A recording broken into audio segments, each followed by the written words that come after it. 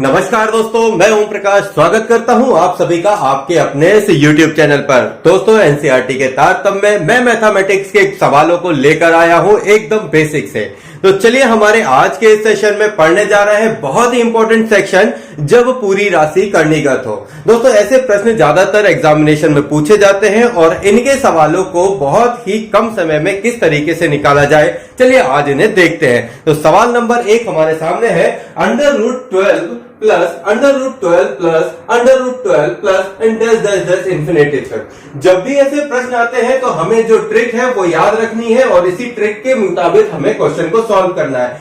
मान लीजिए कि कोई एक प्रश्न है, इसके लिए हम देख लेते हैं कि मान लीजिए कोई p है, उसके बाद इस तरीके से संख्याएं p प्लस के क्रम में दी हुई हैं। तो जब भी ऐसा कोई क्वेश्चन होगा, जब भी ऐसा प्रकार का कोई क्वेश्चन होगा, सेम संख्याएं दी हैं, तब हमें इनके मल्टीपल को तोड़ना है, हमें इनके मल्टीपल निकालने हैं। उस मल्टीपल में जो बड़ा मल्टीपल होगा वो पॉजिटिव होगा और जो छोटा मल्टीपल निकलेगा वो आपका ऋणात्मक यानी कि नेगेटिव होगा।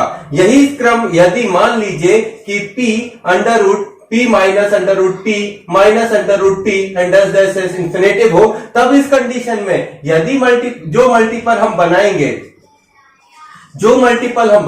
उस मल्टीपल में बड़ी संख्या ऋणात्मक होगी और छोटी संख्या धनात्मक होगी। तो ये अगर आपको याद है, अगर ये ट्रिक आपको याद है, तो इस प्रकार के सवालों को चुटकी बजाते आप सॉल्व कर सकते हैं। तो यहां पर देखते ही दिख रहा है आपको ये सवाल, इसमें क्या बनेगा, इसका रनिंग मल्टीपल 4×3=12, बड़ा है तो पॉजिटिव, छोटा है तो निगेटिव। चलिए इसको सॉल्व कर दिया हमने, यहां बोलते ही इसको एक बार यहां से नॉर्मली देख लेते हैं। देखिए, जब भी इस प्रकार के क्वेश्चन हो और पूछ रहा हो कि राशि का कर्णीगत हो और उसमें राशियों का मान निकालिए, तो यहां पर हमें सबसे पहले दो क्रमागत इनके गुणनखंड देखने होंगे। तो इनके दो क्रमागत गुणनखंड जो है 12 का गुणनखंड क्या होगा, 4 और 3 होगा।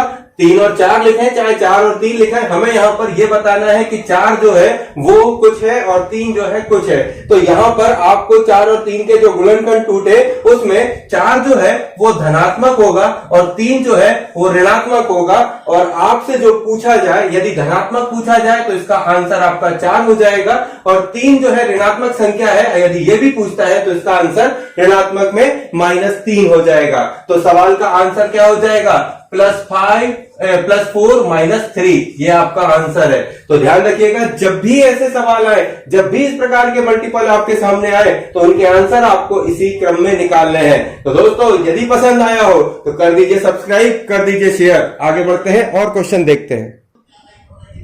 अगला प्रश्न है हमारे सामने, √30 plus √30 plus √30 plus √30 and dash up to so on infinity. तब जब भी ऐसा हमारे प्रश्न आए तो हमें इन प्रश्नों में सबसे पहले क्या निकालने होते हैं, उस संख्या का मल्टीपल निकाल लीजिए, है ना, मल्टीपल निकाल लीजिए। मल्टीपल क्या होगा, मल्टीपल होगा 6 × 5 होगा। 6 × 5 में बड़ी संख्या आपकी पॉजिटिव होती है और छोटी संख्या को ऋणात्मक यानी निगेटिव लेते हैं। तो आंसर आपका क्या हो जाएगा, +6 - 5, ये आपका आंसर है। तो इस प्रकार के प्रश्न यदि पूछते हैं बार बार प्रश्नों में आपसे एग्जाम में, तो आपको यही आंसर लगाना है और विदिन अ सेकंड इन प्रकार के सवालों में 1 नंबर हासिल करना है। और ये क्रम लगातार जारी रहेगा दोस्तों, और भी प्रश्न लगातार आने वाले हैं। चलिए आगे बढ़ते हैं।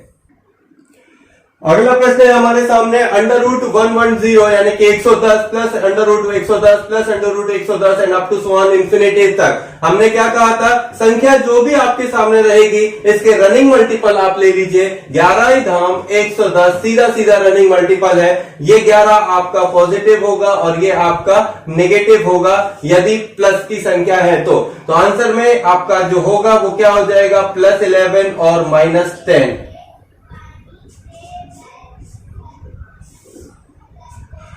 और क्वेश्चनों पर आते हैं और इस सवालों को देखते हैं। अगला क्वेश्चन है, √56 माइनस √56 माइनस √56। देखिए ये प्रश्न ऋणात्मक है, ये प्रश्न क्या है, ऋणात्मक है। और ऋणात्मक संख्याओं के लिए मैंने क्या बताया था कि यहां बड़ा मल्टीपल नेगेटिव हो जाएगा और छोटा मल्टीपल जो है पॉजिटिव हो जाएगा। 56 आपके सामने संख्या रख लो 56, इसका रनिंग मल्टीपल ढूंढो तो 8 7 56 हो जाएगा। ये हो गया 8 और ये हो गया 7। यहां पर बड़ा मल्टीपल क्या है आपका 8 है, तो ये नेगेटिव होगा और छोटा मल्टीपल आपका 7 जो है पॉजिटिव होगा। तो आंसर क्या आ जाएगा, आंसर हो जाएगा आपका 8,7। 8 आपका माइनस में होगा। तो दोस्तों ऐसे प्रश्न आपके सामने लगातार आते रहेंगे और ये बहुत ही धांसू ट्रिक है इस प्रकार के सवालों को एक सेकंड के अंदर अपना बनाने की। इन प्रश्नों को लगातार आप करते रहिए और प्रैक्टिस बनाए रहिए। नए वीडियो लगातार जारी है, जल्दी मिलते हैं अगले वीडियो के साथ। तो करते हैं आपसे, लेते हैं इजाजत। जय हिंद, जय भारत। थैंक यू दोस्तों।